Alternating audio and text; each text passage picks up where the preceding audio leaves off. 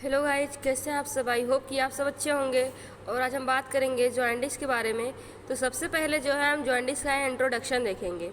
Bilirubin is produce when haemoglobin is broken down as part of the normal process of recycling old और damage RBC. Bilirubin जो है जब produce होती है जब हीमोग्लोबिन जो है ब्रोकन डाउन होता है। ये एक नॉर्मल प्रोसेस है जिसमें कि ओल्ड या डैमेज आरबीसी हैं उनका रिसाइकलिंग होता है। तो जब ओल्ड या डैमेज आरबीसी हैं उनका रिसाइकलिंग यानी उनका ब्रेक डाउन ज़्यादा होने लगता है तो उस कंडीशन में जो बिलिरुबिन है ज़्यादा बनने लगती है, तो उसकी वजह से जॉन्डिस हो जाता है। Bilirubin is carried in the blood stream to the liver where it bind with bile. मतलब बिलिरुबिन जो है वो ब्लड स्ट्रीम के थ्रू लीवर में जाती है जहाँ पर वो बाइल से बाइंड होती है। Bilirubin is then move through the bile duct into the digestive tract. और उसके बाद में जो बिलिरुबिन है मूव करती है बाइल डक्ट से मूव करती है, डाइजेस्टिव ट्रैक्ट में जाती है। So that it can be eliminate from the body, जिससे उसके बाद में वो बॉडी से एलिमिनेट हो जाती है। Most of bilirubin is eliminated in stool. और मतलब जो बिलिरुबिन का ज़्यादा अमाउंट है वो स्टूल के थ्रू जो है पास हो जाता है। बट ये small amount is eliminated in urine if bilirubin can not be move through the liver and bile duct quickly enough. मतलब क्या है कि जो स्टूल है उसमें ज़्यादा अमाउंट जो है बिलिरुबिन का वो उसके थ्रू निकल जाता है और कुछ थोड़ा कम अमाउंट जो है यूरिन के द्वारा निकल जाता है। लेकिन अगर बिलिरुबिन जो है वो लीवर और बाइल डक्ट के थ्रू पास नहीं हो रहा है, वो मूव नहीं कर रहा है, तो तुरंत उसका लेवल जो है ज़्यादा हो जाएगा। It build up in the blood and is deposit in the skin that result jaundice. और उसके बाद में जब बिलिरुबिन जो है मूव नहीं करेगा लीवर के थ्रू और बाइल डक्ट के थ्रू तो ज़्यादा हो जाएगा। फिर उसके बाद में क्या होगा कि ब्लड में और स्किन में जो बिलिरुबिन है वो डिपॉजिट होने लगेगा, जिसकी वजह से जॉइंडिस हो जाएगा। नेक्स्ट वन है डेफिनेशन। जॉइंडिस इज ये येलो डिस्कलरेशन ऑफ बॉडी और skin due to alteration of bilirubin metabolism. Jaundice जो है एक ऐसी कंडीशन है जिसमें कि जो बॉडी है उसका येलोइश कलर हो जाता है या जो स्किन है उसकी कलर येलो हो जाती है। क्यों हो जाती है? Due to alteration of bilirubin metabolism. जो बिलिरुबिन का मेटाबॉलिज्म है उसमें अल्ट्रेशन आ जाता है, यानी उसमें कुछ चेंजेस आ जाते हैं। Bilirubin level exceed up to 3 times the normal. और जो जॉइंडिस है उस कंडीशन में क्या होता है कि जो बिलिरुबिन का लेवल है वो 3 गुना, नॉर्मल से 3 गुना जो है ज़्यादा बढ़ जाता है। एंड नॉर्मल वैल्यू देखेंगे बिलिरुबिन का वो होता है 0.3 to 1.2 mg पर DL। नेक्स्ट वन आता है टाइप्स और उसके causes. There are 3 types of jaundice. Jaundice जो है मेनली 3 टाइप्स के हैं। हीमोलाइटिक, जिसको हम प्री हेपेटिक जॉइंडिस भी बोलते हैं। इस टाइप के जॉइंडिस में क्या होता है? It is due to break down of RBC that lead to increase unconjugated bilirubin level in blood, liver function are normal. जो हीमोलाइटिक जॉइंडिस है उसमें क्या होता है कि जो RBC है वो ब्रेक डाउन होने लगती है और इसमें जो अनकंजुगेटेड बिलिरुबिन है उसका लेवल जो है ब्लड में इंक्रीज हो जाता है। और इसमें जो हीमोलाइटिक जॉइंडिस है इसमें जो लीवर का फंक्शन है वो नॉर्मल ही रहता है। और उसके बाद में जो हीमोलाइटिक जॉइंडिस है उसके क्या क्या काजेज़ हैं? Blood transfusion reaction. मतलब अगर हम किसी पेशेंट को ब्लड ट्रांसफ्यूज कर रहे हैं तो उस ब्लड के रिएक्शन के वजह से भी जो RBC हैं वो ब्रेक डाउन होने लगती हैं समटाइम्स। And haemolytic anaemia. अगर किसी इंडिविजुअल को हीमोलाइटिक एनीमिया है तो हीमोलाइटिक जॉइंडिस हो सकता है। हीमोलाइटिक एनीमिया में क्या होता है कि जो RBC होती हैं वो ब्रेक डाउन होने लगती हैं। तो जब RBC जो है ज़्यादा अमाउंट में ब्रेक डाउन होने लगेंगी तो बिलिरुबिन का जो लेवल है बॉडी में वो इंक्रीज़ हो जाएगा। नेक्स्ट वन है sickle cell crisis. Sickle cell crisis क्या है? एक ऐसी कंडीशन है जिसमें कि जो RBC का नॉर्मल साइज और शेप होता है वो चेंज हो जाता है और RBC जो है सिकल शेप की हो जाती है। उसमें उस कंडीशन में जो RBC है ज़्यादा जो है ब्रेक डाउन होने लगती है, जिसकी वजह से भी जो बिलिरुबिन है उसका लेवल ब्लड में इंक्रीज हो जाता है।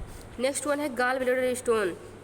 अगर किसी को गाल ब्लैडर स्टोन है तो इसकी वजह से क्या होगा कि जो बिलिरुबिन है वो लीवर से मूव आउट नहीं कर पाएगा और ये ब्लड स्ट्रीम में इसका जो लेवल है वो बढ़ जाएगा, तो इसकी वजह से भी हीमोलाइटिक जॉइंटिस हो जाता है। नेक्स्ट वन है hepatocellular jaundice. Hepatocellular jaundice, hepato means liver and cellular मतलब सेल्स, मतलब जो लीवर की सेल्स हैं उनमें कुछ प्रॉब्लम होने की वजह से जॉइंटिस होता है। तो हम देखेंगे इसमें क्या होता है। It is due to dysfunctioning of liver cell, मतलब हिपेटोसेलुलर जॉइंटिस जो है क्यों होता है कि जो लीवर की सेल्स हैं उनका फंक्शन जो है सही से नहीं हो पाता है, मतलब डिसफंक्शन हो जाती हैं लीवर की सेल। और इसके काजेस देखेंगे, वो मेनली 2 काजेस हैं। इन्फेक्शन, अगर लीवर में इन्फेक्शन होगा तो क्या होगा, लीवर की सेल्स जो है डैमेज होने लगेंगी, उनका जो फंक्शन है वो नहीं हो पाएगा। वो इन्फेक्शन जो है हेपेटाइटिस वायरस की वजह से हो सकता है। ड्रग और केमिकल टॉक्सिसिटी, अगर ड्रग या केमिकल की टॉक्सिसिटी हो रही है तो भी लीवर पे इफेक्ट पड़ेगा, जिसकी वजह से जो है लीवर सेल डैमेज होने लगेंगी, तो उनका फंक्शन जो है अल्टर्ड हो जाएगा। नेक्स्ट वन है जो थर्ड टाइप का है वो है obstructive jaundice. It is due to obstruction in bile duct that lead to altered secretion of bile. जो ऑब्स्ट्रक्टिव जॉइंटिस है इसमें क्या होता है, जो बाइल डक्ट है उसमें ऑब्स्ट्रक्शन आ जाता है, जिसकी वजह से क्या होता है, जो बाइल का सिक्रेशन है वो अल्टर्ड हो जाता है। और ये मेनली 2 टाइप्स के होते हैं। जो ऑब्स्ट्रक्टिव जॉइंटिस होता है वो 2 टाइप का होता है। Extra hepatic obstruction, extra hepatic obstruction मतलब एक्स्ट्रा मतलब आउटसाइड, हिपेटिक मतलब लीवर के बाहर में कोई ऑब्स्ट्रक्शन हो रहा है तो उसकी वजह से जॉइंटिस हो जाएगा। Due to blockage in bile duct, अगर जो बाइल डक्ट है उसमें ब्लॉकेज हो जा रहा है तो इसकी वजह से एक्स्ट्रा हेपेटिक ऑब्स्ट्रक्टिव जॉइंटिस हम इसको बोलेंगे। एग्जांपल जैसे गाल ब्लैडर स्टोन है, ट्यूमर है, तो ये लीवर के बाहर वाली प्रॉब्लम है। तो इसकी वजह से क्या होगा, कुछ बिलिरुबिन है वो हमारे बिलिरुबिन जो है वो लीवर के थ्रू मूव नहीं कर पाएगा। तो ये एक ऐसी कंडीशन है जो कि लीवर के बाहर वाली प्रॉब्लम है। और नेक्स्ट वन जो है इंट्राहिपेटिक। इंट्राहिपेटिक में क्या है, इंट्रा मतलब इनसाइड, हिपेटिक मतलब लीवर, लीवर के अंदर कोई प्रॉब्लम हो जा रही है तो ये कंडीशन क्या कहलाएगी, इंट्राहिपेटिक जॉइंटिस। जैसे कि it occur due to blockage और स्वेलिंग इन इंट्राहिपेटिक डक्ट, मतलब इसमें क्या होता है कि ब्लॉकेज हो जाती है या स्वेलिंग हो जाती है लीवर के अंदर, जिसकी वजह से जो बाइल है वो मूव नहीं कर पाएगा, तो जो ब्लड में क्या होगा, उसका लेवल जो है बिलिरुबिन का बढ़ जाएगा। नेक्स्ट वन जो है क्लिनिकल मैनिफेस्टेशन, मतलब साइन एंड सिम्टम देखेंगे कि अगर किसी को जॉइंटिस है तो उसके बॉडी में मतलब हमें क्या क्या देखने को मिलेगा।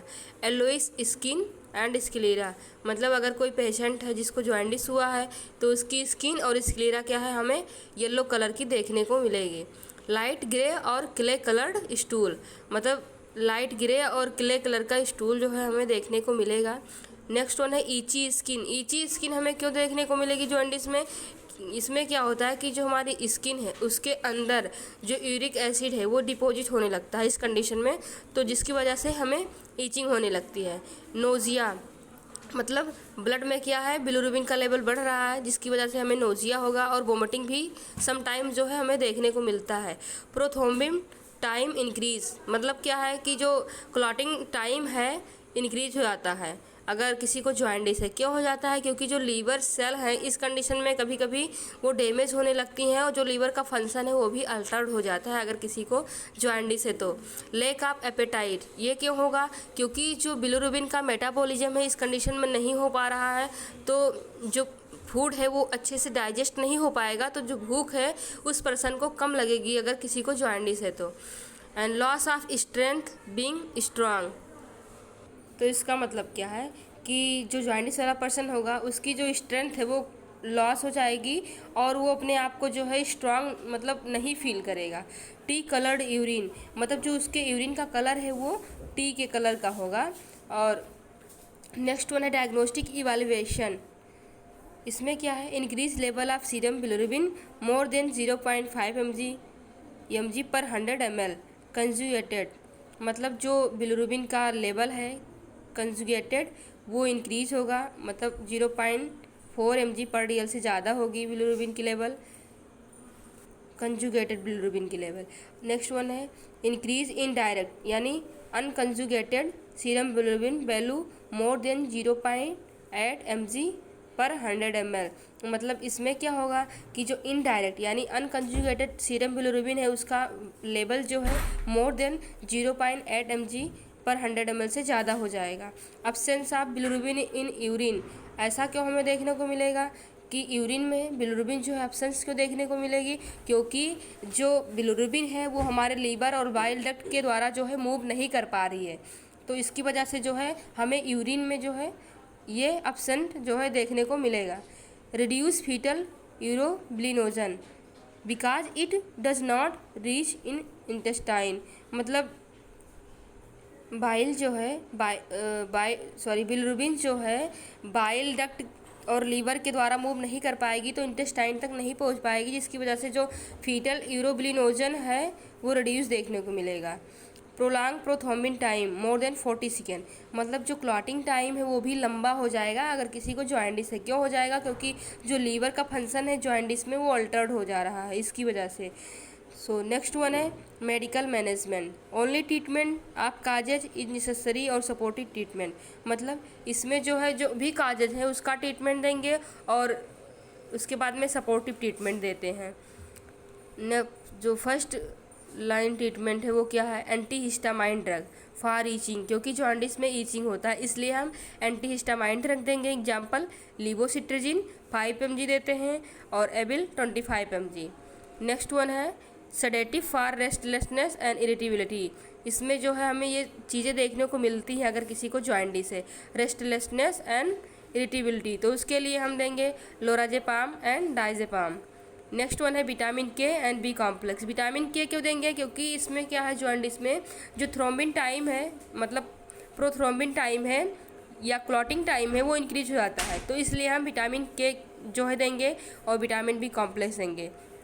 Purgative enema if constipation, purgative enema क्यों देते हैं, मतलब इसमें क्या होता है अगर किसी को जॉइंडिस है तो फूड का जो डाइजेशन है वो सही से नहीं हो पाएगा। क्यों, क्योंकि बाइल जूस हमारे इंटेस्टाइन तक नहीं पहुंच रहा है और बाइल जूस जो है हमारे इंटेस्टाइन तक अगर नहीं पहुंच रहा है तो डाइजेशन भी सही से नहीं हो पाएगा, तो पेशेंट को जो है कॉन्स्टिपेशन होगा। अगर कॉन्स्टिपेशन हो रहा है पेशेंट को तो हम परगेटिव एनीमा देंगे। ये एनीमा किस लिए देते हैं, इसलिए देते हैं क्योंकि जो हमारे इंटेस्टाइन की पेरिस्टाल्टिस मूवमेंट है उसको ये इंक्रीज कर देता है, इस टाइप का एनीमा, इसलिए अगर कॉन्स्टिपेशन है तो हम ये एनीमा उस पेशेंट को देंगे।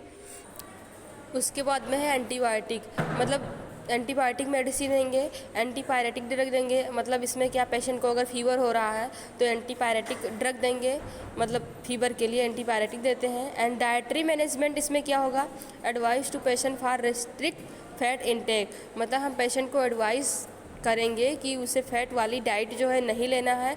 प्रोवाइड हाई प्रोटीन डाइट, और पेशेंट को हमें हाई प्रोटीन डाइट देनी है, हाई कार्बोहाइड्रेट देना, मतलब हाई कार्बोहाइड्रेट डाइट देनी है। Provide plenty of fluid juice, provide plenty of fluid and juice, मतलब क्या है कि पेशेंट को ज़्यादा से ज़्यादा फ्लूइड देना है और जूस देना है। गिव ग्लूकोज वाटर, और पेशेंट को ग्लूकोज वाटर देना है। नेक्स्ट वन है नर्सिंग मैनेजमेंट, तो इसमें क्या होगा, प्रोवाइड कंफर्ट टू पेशेंट, हमें पेशेंट को कंफर्ट प्रोवाइड करना है। Avoid bed sore to patient, और मतलब ऐसा करना है कि पेशेंट को बेड सोर ना हो, मतलब उसकी पोजीशन जो है एवरी 2 आवर्स पे चेंज करते रहना है।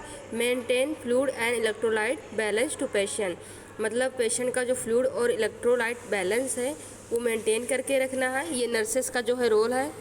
और मेंटेन आउटपुट इनपुट चार्ट, मतलब पेशेंट का इनपुट आउटपुट चार्ट जो है वो भी मेंटेन करके रखना है कि कितना पेशेंट खा रहा है और कितना एलिमिनेट कर रहा है। Provide psychological support to patient, और पेशेंट को जो है हमें साइकोलॉजिकल सपोर्ट देना है, सहारा देना है। गिव हेल्थ एजुकेशन, और पेशेंट को जो है हमें हेल्थ एजुकेशन देना है इस डिजीज़ के रिगार्डिंग।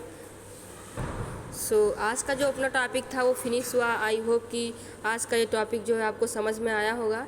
अगर ये टॉपिक आपको समझ में आया है तो प्लीज़ वीडियो को लाइक कीजिए, चैनल को सब्सक्राइब कीजिए एंड इस वीडियो को शेयर करना बिल्कुल मत भूलिए। और इस टॉपिक के रिगार्डिंग आपको कोई भी डाउट है तो आप कमेंट के थ्रू पूछ सकते हैं। So thanks for watching. मिलते हैं नेक्स्ट वीडियो में, तब तक के लिए बाय बाय। जय हिंद, जय भारत।